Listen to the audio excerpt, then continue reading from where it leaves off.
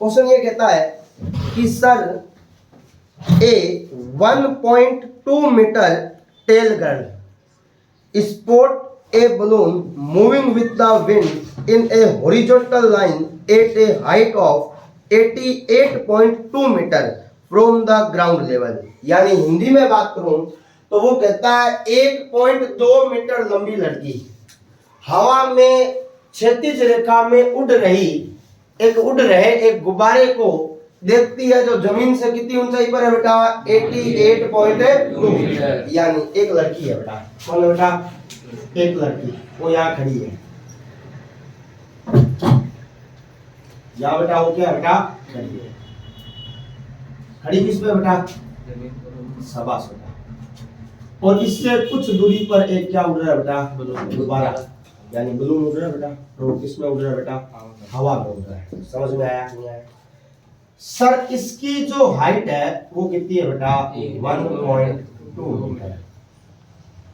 और इसकी जो हाइट है वो कितनी है बेटा? 88.2 मीटर। इतनी बात ही बोलिए। देख रही है मतलब ये लड़की की आंख है। इसको देख रही है बेटा? गुब्बारे को, मतलब एंगल यहाँ बनेगा। अब आप लोगों से क्वेश्चन है बेटा, अवनमन कौन बनेगा, कुनियन कौन बनेगा? भाई एंगल ऑफ एलिवेशन बनेगा या एंगल ऑफ डिप्रेशन बनेगा? कौन कौन बता सकता है? हाथ ऊपर करना।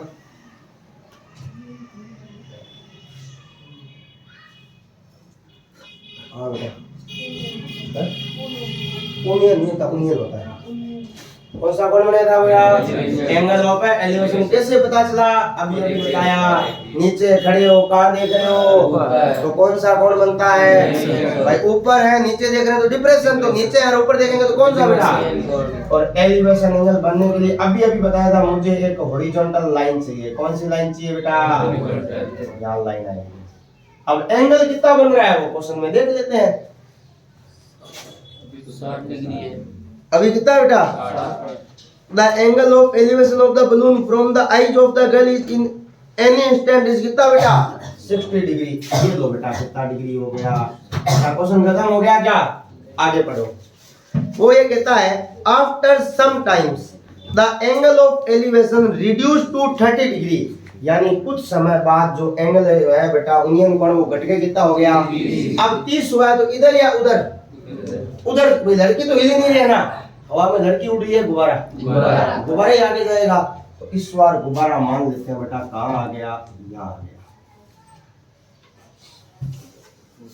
जमीन से हाइट है बेटा अभी भी उतनी है, कितनी है? पहले कितनी थी? 88.2 मीटर। इस बार बेटा लड़की की आंख के द्वारा जो एंगल बनेगा ना वो इससे बनेगा। और बेटा ये एंगल कितने डिग्री आ गया? अभी डायग्राम कंप्लीट हो गया। अब हमें क्या पूछा, क्या फाइंड क्या करना है? फाइंड ये करना है find the distance travelled by the balloon during the interval. यानी इस अंतराल में उस गुब्बारे के द्वारा तय की गई दूरी। अब बताओ गुब्बारा पहले कहाँ था? यहाँ था। अब कहाँ आ गया? तो डिस्टेंस यही तो कवर की ना बेटा उसने। और इस डिस्टेंस को क्या बोल देता है? ये x है तो इसको क्या मान लूंगा? y मानना पड़ेगा। ये x है तो ये भी क्या आएगा? ये y है तो ये भी क्या आएगा? ये 1.2 है तो ये भी कितना? ये भी कितना? पूरी लाइन कितनी है? 88.2। तो 1.2 को कम करो तो कितना आएगा? 87। इधर भी कितना बेटा? 80। नाम लिखो बेटा A B C D E F। ये कितना? और ये कितना? अब बेटा वो लाइनें तो अपने आप लिख लोगे ना, कोई दिक्कत नहीं है ना। अब मैं सीधा करवाता हूँ। डायग्राम दिख रहा है आपको? दो ट्रायंगल कौन कौन से? A B H। In triangle A B H में सर अलग से बनाऊं क्या? हाँ बना लो, मना नहीं होता। अलग से बनाते हो तो नंबर नहीं कटते हैं, नहीं बनाते हो तो भी नंबर नहीं कटते हैं। A B H। ये कितना बेटा? भाई A B C तो 60 वाले आ रहा है। ये कितना है? Y। और ये कितना बेटा? 87। अब अपने लिखेंगे बेटा सिंस ये थीटा है और ये कितना डिग्री है, थीटा की अपोजिट साइड, और ये कितना, तो बेटा tan theta is equal to perpendicular upon base, यानी लंब बटा आधार। tan का tan, थीटा की वैल्यू 60, परपेंडिकुलर की वैल्यू AH, और इसका बेस क्या हो जाएगा BH। बेटा tan 60 की वैल्यू √3, AH की वैल्यू और BH की value cross multiply, √3y is equal to, या 87 को यहाँ अपॉन में भेज दूं, समझ में आया नहीं आया? इसको नाम क्या ले दो, क्वेश्चन नंबर, आगे आ जाओ। दूसरा ट्रायंगल देखो, मैं नाम लिख रहा हूँ, देखना है FBG, दिख रहा है FBG। सर इसका अलग से बनाओ तो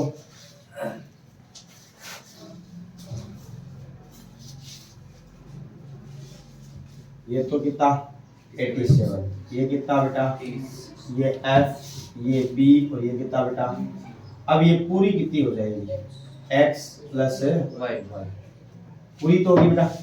आप लिख दो क्या, sir tan theta is equal to perpendicular upon base, यानी लंब बटा आधार।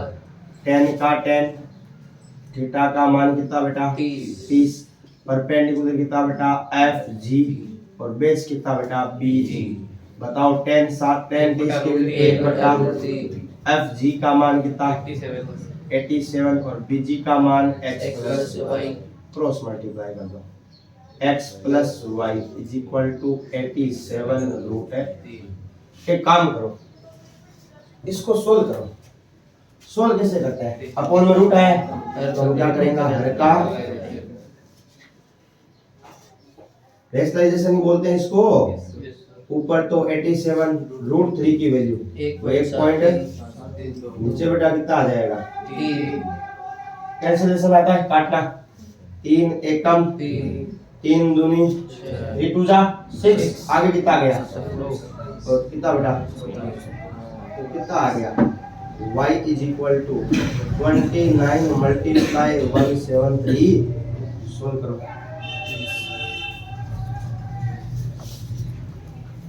अरे मल्टीप्लाई कर रहा हूँ देखो, या फिर एक काम करो ना, ये आप रखो मत, ये कितना रख लो √3, ये भी कितना हो जाएगा बेटा 29। अब इधर रखो, इसको नाम क्या दे दो, इक्वेशन नंबर 1, थोड़ा सा इजी हो जाएगा। x का x, y का कितना 29 √3 इज इक्वल टू कितना 87 √3। कहाँ से लिखा बेटा, फ्रॉम इक्वेशन। सर आगे x है वैसे का, उधर भेजो 87 √3 माइनस 29, 87 में से 29 घटाना, तो घटाओ घटाओ घटाओ जल्दी, घटाना ज़्यादा ही है, माइनस करो 87 में से 29 58, और ये कितना बेटा रूट है। अब बेटा एक काम करो, अब इससे मल्टीप्लाई करा देना 1.732 से, जो भी आंसर आएगा वो किसमें आएगा बेटा मीटर में। बताओ समझ में आया नहीं आया, कोई दिक्कत है? चलो आगे, कोई किंतु परंतु नहीं है, पक्की बात है। अगला क्वेश्चन देखो, कौन सा निकाला था मैंने, निशान लगाया है ना, आपने निशान लगा रखे क्या, रोक दिया क्या, तो मैसेज आ रहा था 13वां देखो बेटा, निशान लगा रहे ना 13वें में, लाल पेन से किसके पास है वो किताब, लाल पेन वाली, निशान लगाए है ना, तो ध्यान में रखना। As observed from the top of a 7 metre lighthouse from the sea level. अब सुनो, वो क्या कहता है, एक समुद्र तल से 75 मीटर की ऊंचाई पर क्या बेटा एक लाइट हाउस है। अब बात ये होती है भाई लाइट हाउस होता है क्या, देखो उसको तो हमें लेना देना नहीं है, क्योंकि हम तो क्या कर रहे हैं बेटा रिवीजन कर रहे हैं, और रिवीजन में लाइट हाउस कुछ भी हो क्या फर्क पड़ता है। बाकी बता देता हूँ, लाइट हाउस बेटा समुद्र के अंदर एक बेटा यूं मान लीजिए पिलर खड़ा होता है, खंबा, जो बेटा रात में जो समुद्र के अंदर जहाज चलते हैं ना, तो उनको बेटा पानी के अंदर कोई भी रुकावट आ रही है ना, उसके बारे में बताता है। समझ गए बेटा, भाई आपको पता होना चाहिए, आपने फिल्मों में टीवी में देखा होगा कि जब बेटा समुद्र के अंदर जहाज चलता है तो खाली ऊपर ऊपर ही चलता है क्या, उस चीज पानी के नीचे भी तो होता है ना। अब पानी के नीचे जो चल रहा है वो अंदर बेटा चलते चलते किसी चीज से लग के डैमेज हो जाए, सर किससे लगेगा? समुद्र के अंदर तो बहुत सारी चीजें होती है बेटा, पत्थर भी होते हैं, कोई चीज लोहे की भी तो होती है भाई। जैसे एरोप्लेन है, क्रैश होकर कहाँ गिरा बेटा? समुद्र में। अब उसको समुद्र में से कौन निकालेगा? कोई नहीं निकालता, क्रैश हो गया, किस्सा खत्म। बात समझ में आ रही है कि नहीं आ रही? तो कहने का मतलब बहुत सारी चीजें होती है, रात के अंधेरे में वो दिखती नहीं है बेटा भाई। उस जहाज के अंदर कुछ ना कुछ लगा होता है, उसमें दिन में दिखती है, लेकिन रात के अंधेरे में नहीं दिखती है। तो उस चीज को बेटा वो क्या कहते हैं? लाइट देता है। तो एक लाइट हाउस है। अब जाहिर सी बात है बेटा, समुद्र तल में पहुंच गए अपने, और ये कौन है बेटा? सी लेवल है, यानी यहाँ क्या बेटा? पानी है। और ये कितना बेटा? 75 है मीटर, सही है ना? 75 मीटर इतना है। अब आप में से कोई बोलेगा सर समुद्र में खंबा किसने लगाया? बड़ा क्वेश्चन है। तो ये अपने को ध्यान में नहीं रखना है, मेरे को ही नहीं पता किसने लगाया, है ना। बाकी ऐसा हो सकता है मैं भी समुद्र के अंदर नीचे तक भी होगा, लेकिन अपने को इसका लेवल जो हाइट दे रखी है वो सी लेवल से ऊपर पे दे रखी है, ठीक है। आगे देखो, आगे वो कहता है the angle of depression of two ships are 30 degree and 45 degree, यानी इसके अंदर दो शिप है, उनका एंगल ऑफ डिप्रेशन कितना बेटा? 30 डिग्री और 45 degree. If one ship is exactly behind the other on the same side of A light house, यानी बेटा इस लाइट हाउस के एक की तरफ या तो इधर ले लो या इधर ले लो, दो नाव है या जहाज है, दोनों एक दूसरे के क्या बेटा? पीछे है।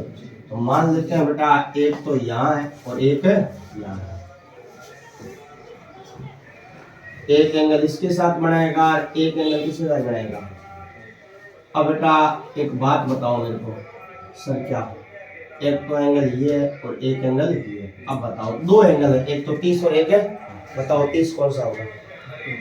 ऐसी बात है, जो छोटा बन रहा है वो कितना होगा? 30, और जो बड़ा बन रहा है वो कितना होगा? ये 30 है तो ये भी कितना होगा? 30, तो ये कितना हो गया? 40। अब हमें पूछा क्या है? वो ये कहता है find the distance between the two ships, यानी इनके बीच की हमें क्या निकालनी है। अब एक बात बताओ, हमने अभी अभी ऐसा क्वेश्चन किया था कि नहीं किया था? गुब्बारे वाला ही किया था। देखो इस बार गुब्बारे वाले में डायग्राम यहाँ था, याद है? नहीं, मैं दोबारा पूरा बना देता हूँ गुब्बारे वाला। ये 87 था, ये 87 था, ये x था, ये कितना था? अब बताओ इसमें क्या अंतर है बेटा? बताओ, कर सकते हो नहीं कर सकते? दोनों सेम है ना?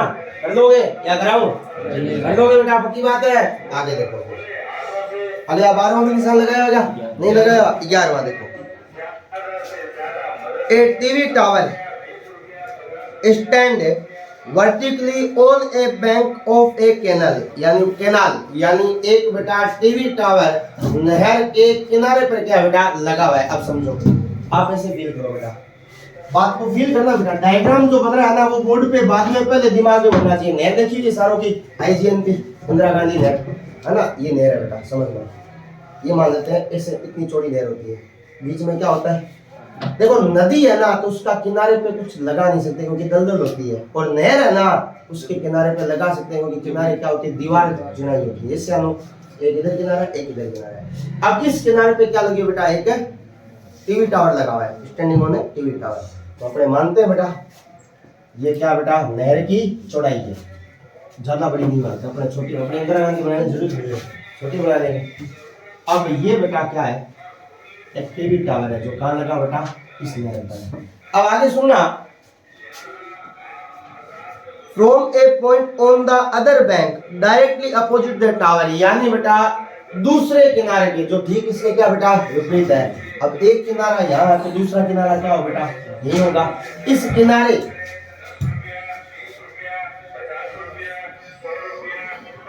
The angle of elevation of the top is कितना बेटा? 60 डिग्री, यानी बेटा यहां से अगर आप देखो ना ये कितने डिग्री है बेटा? फिर आगे वो कहता है सर क्या? The from another point 20 metre away from this point on the line joining this point to foot of the tower, यानी इस पॉइंट से 20 मीटर दूर। अब बेटा इस पॉइंट से 20 मीटर दूर इधर भी आ सकता है, उधर भी आ सकता है। इधर तो क्या है, नहर है, इसके अंदर थोड़ा नहीं है, इससे आगे जाओ, कितना मीटर दूर जाना है बेटा, 20 है, 30 है, यानी यहाँ से ये डिस्टेंस कितनी है बेटा, 20। ये एंगल कितना दे रखा बेटा, 30। आगे पढ़ो क्वेश्चन,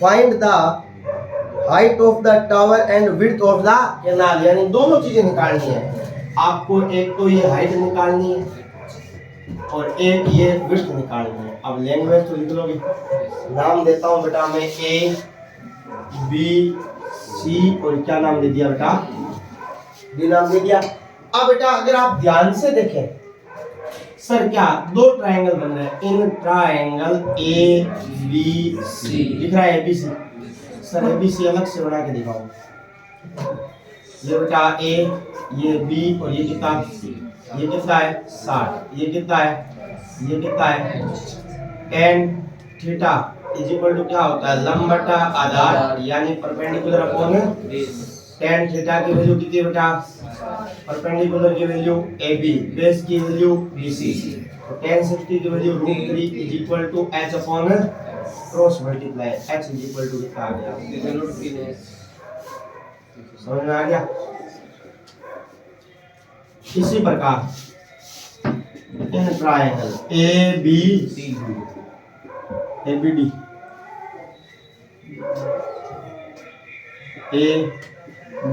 और ये कितना बेटा, ये कितना है 30 है, ये कितना बेटा, और ये कितना बेटा x प्लस 20 है या नहीं। अब मुझे क्या करना है सर, सेम कहानी, tan theta is equal to P upon है, यानी लंब बटा tan का tan, थीटा का कितना 30, लंब की वैल्यू h और बेस की वैल्यू कितनी x प्लस है, ये 1 बटा बराबर में h अपॉन में कितना x plus cross multiply x plus 20 is equal to कितना बेटा, देखो क्या x है वैसे का, 20 है वैसे का, √3 है वैसे का, h की जगह पे √3 है, कहां से लिखा, फ्रॉम इक्वेशन है फर्स्ट। अब बेटा मल्टीप्लाई कर दो, सर क्या x है वैसे का, 20 है वैसे का, √3 के √3 से गुणा की, और ये क्या हो गया, प्लस का x उधर जाएगा, तो बेटा 3x माइनस है, तो बेटा 20 इज इक्वल टू कितना 2x, तो 20 अपॉन 2 इज इक्वल टू कितना, तो बताओ x इज इक्वल टू 10। इस बार हमें बेटा x का मान आ गया। अब मुझे x की वैल्यू काउंट करनी है बेटा, मुझे दोनों निकालनी है, तो मैं यहाँ लाइन लिखूंगा, सर क्या putting the value of x in equation है फर्स्ट, हिंदी वाले क्या लिख देंगे, x का मान समीकरण है, तो h है वैसे का वैसा, √3 है वैसे का, x की जगह पे कितना, h का h √3 का मान 1.73 मल्टीप्लाई में कितना, बताओ h बराबर कितना, 17 बताओ समझ में आया नहीं आया। अब किताब के अनुसार इतनी है वर्थ बेटा, ये ना देखिए सही तो है, पूरी थोड़ी है, कैनाल कितनी है भूल गए, अरे कैनाल याद है कि तो थी, ठीक है। अब इतनी है ना बेटा, क्वेश्चन तो क्या और है,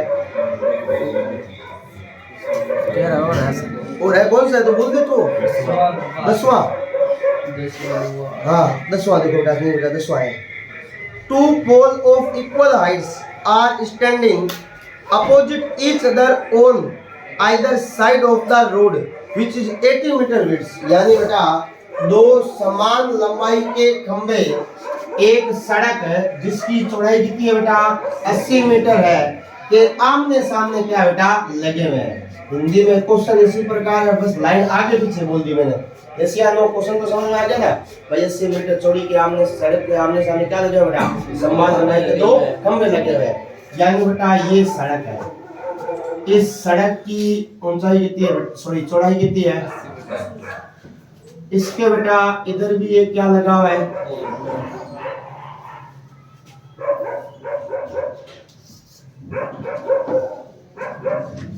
और दोनों की हाइट कितनी है बेटा, सेम है, कितनी है पता नहीं है, और पता नहीं है तो हम कितनी मान लेंगे, ये भी कितनी हो जाएगी बेटा। आगे बढ़ो, वो कहता है from A point between them on the road, यानी बेटा इन रोड के इन दोनों के बीच में कोई एक क्या बेटा पॉइंट है, अपने मान लेते हैं बेटा पॉइंट।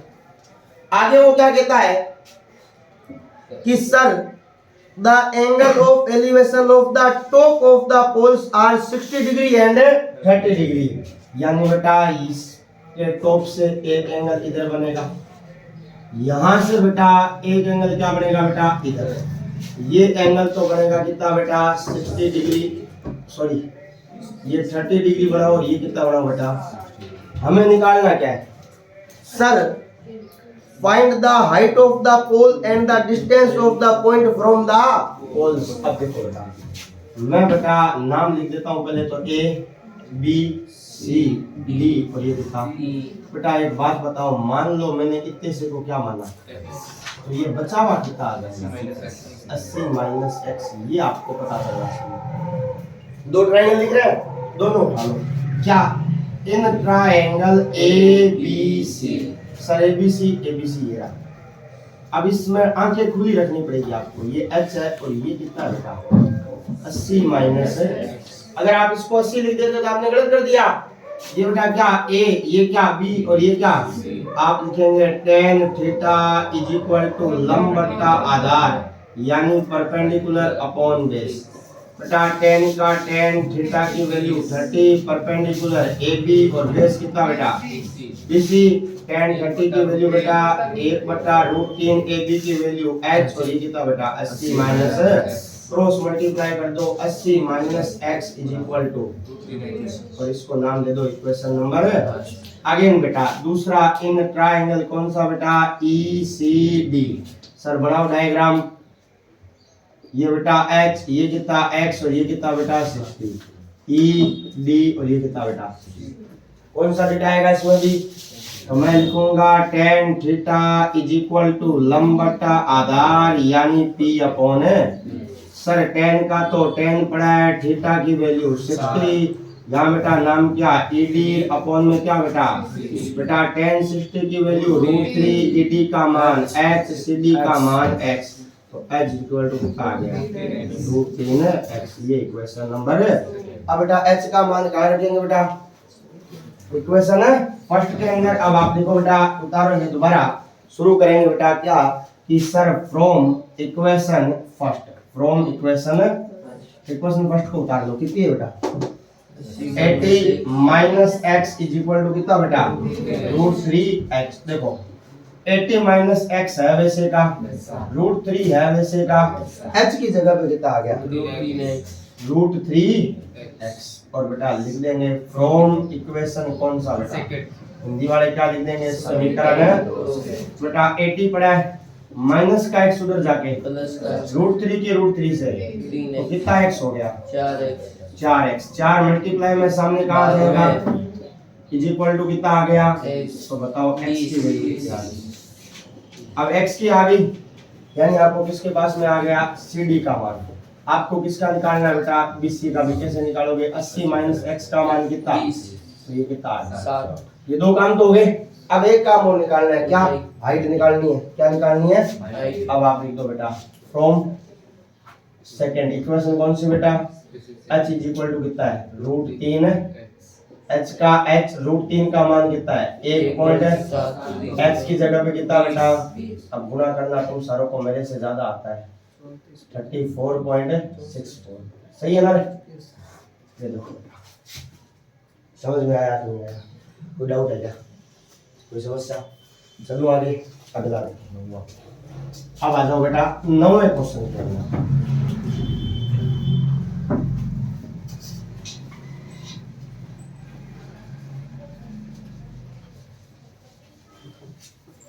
नौवां देखो, the angle of elevation of the top of a building from the foot of the tower is 30 degree. The angle of elevation of the top of a building from the foot of the tower is 30 degree. अब देखो इस line को दोबारा पढ़ो। The angle of elevation of the top of a building, यानी एक तो building है, एक क्या बेटा और एक क्या बेटा टावर है। अब टावर और बिल्डिंग में अधिक हाइट पे कौन होता है? बिल्डिंग होती है, टावर होती है? टावर होता है। अब ये क्वेश्चन अंग्रेजी में नहीं समझ में आता, अब इसके लिए हिंदी की लाइन आनी जरूरी है। अब हिंदी में इसी क्वेश्चन को पढ़ो, पहली लाइन में क्लियर हो जाएगा। वो कहता है कि सर यदि मीनार, सॉरी नवा ही इधर, एक मीनार के पाद बिंदु से एक भवन के शिखर का यूनियन कोण, अब देखा नाम आया, एक तो भवन और एक आया मीनार, एक आया भवन। भवन को अंग्रेजी में कहते हैं बेटा बिल्डिंग, और मीनार, सॉरी हाँ सही है, मीनार को अंग्रेजी में कहते हैं टावर। अब भवन और मीनार में अधिक ऊंचाई पर कौन होगा? मैं जो पूछ रहा हूँ उसका जवाब दिया करो। भवन और मीनार, बोलो। उदाहरण लेता हूँ, कुतुब मीनार अधिक लंबाई पे है ना, मीनार क्या होगी? ऊंची होगी।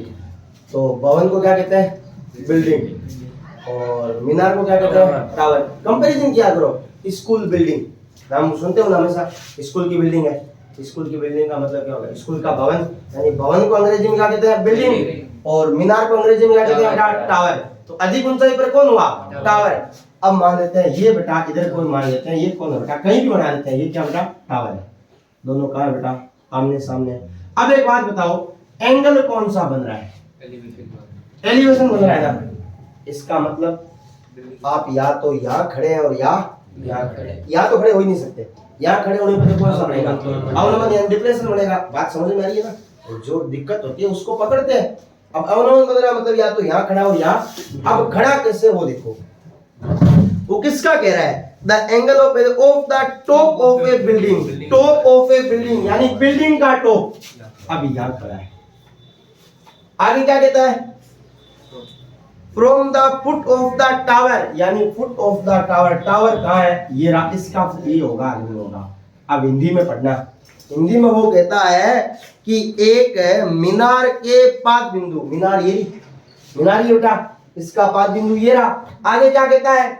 मीनार के पाद बिंदु से एक भवन के शिखर का यूनियन कोण, भवन ये रहा, और इसके शिखर का यूनियन कोण कितना बेटा? 30 डिग्री। बताओ ये डायग्राम समझ में आया कि नहीं आया? आगे देखो वो क्या कहता है। आगे वो ये कहता है, and the angle of elevation of the top of the tower from the foot of the building, top of the tower, top of the tower मतलब इसका बेटा टावर का top, foot of the building मतलब ये रहा building, angle of elevation मतलब angle कहां बनेगा? तो इसका बेटा जो दे दिया वो कितना दे दिया बेटा? 60। समझ में आया नहीं आया? हमें पूछा क्या है वो देख लो। वो कहता है if the tower, sorry, tower is 50 metre high, यानी मीनार की ऊंचाई कितनी है? यानी आपको ये दे दी बेटा 50 मीटर। हमें क्या फाइंड करना है बेटा? हाइट ऑफ है, ये अपने को x फाइंड करना है, और इसको अपने क्या मान लेते हैं बेटा? क्या मान लेते हैं? x। अब आगे ध्यान दो, अब ये कराना पड़ेगा क्या भाई? सीधे सीधे दो क्वेश्चन बन रहे हैं ना, सीधे सीधे क्या बन रहे हैं बेटा? दो क्वेश्चन बन रहे हैं, दो डायग्राम बन रहे हैं। नाम लिखो सर, ए बी सी, और ये क्या हो गया? अब देखो, इन ट्रायंगल ए बी सी में, ए बी सी कहाँ है? ये तो ए बी सी, ये बेटा ए, ये बी और ये सी। सी तो एंगल कितना? यहाँ कितना बेटा? और ये कितना? ये तो हो गया सीधा सीधा। देखो अब मैं क्या लिखूंगा? tan theta is equal to perpendicular, यानी बेटा लंब बेटा tan का थीटा की जगह पे परपेंडिकुलर का। हाँ, अगर डी बी सी में से कर ले तो ज्यादा सीधी लगेगा क्या? दोनों ही करने हैं अपने को, तो ट्रायंगल तो दोनों ही लेने हैं। पहले बाद में कोई ले, कभी कोई फर्क है नहीं पड़ेगा, ठीक है ना? अब tan 30 परपेंडिकुलर का नाम AB और बेस का नाम क्या आएगा? BC। tan 30 की वैल्यू 1/√3, AB की वैल्यू h और BC की वैल्यू क्रॉस मल्टीप्लाई करने पे कितना आ गया? x is equal to √3। Equation number, अब आ जाओ, कौन सा बेटा? इन ट्रायंगल कौन सा बेटा डी बी सी में डी बी सी से बढ़ाओ ये बेटा डी ये बी और ये कौन सा बेटा सी 90 डिग्री ये एंगल कितना ये कितना 70 सॉरी बेटा 50 और ये कितना बेटा अगेन कौन सा बेटा tan theta is equal to लंब बटा आधार यानी p अपॉन बेटा tan का tan थीटा की वैल्यू बेटा 60 लंब का मान कितना है बेटा dc और इसका नाम कितना है बेटा bc tan 60 का मान √3 dc का मान बटा में cross multiply √3x is equal to अब बेटा x का मान यार रखो हमें h निकालनी है ना x का मान रखो देखो √3 है वैसे का x की जगह पे कितना है √3x और इज इक्वल टू क्या चल रहा है बेटा आप क्या लिख लेंगे फ्रॉम इक्वेशन ये अगले क्वेश्चन की है ठीक है ना √3 के √3 से 3x इज इक्वल टू कितना बेटा तो x इज इक्वल टू कितना आ गया 50 बटा 3 सोल्व कर दो बेटा सोल्व करना रहता है ना जो भी आएगा किसमें आएगा बेटा बताओ समझ में आया नहीं आया ये क्वेश्चन कौन सा था 8वां चलो आगे 9वां था क्या अब 8वां और लगाया होगा मैंने 8वां देखो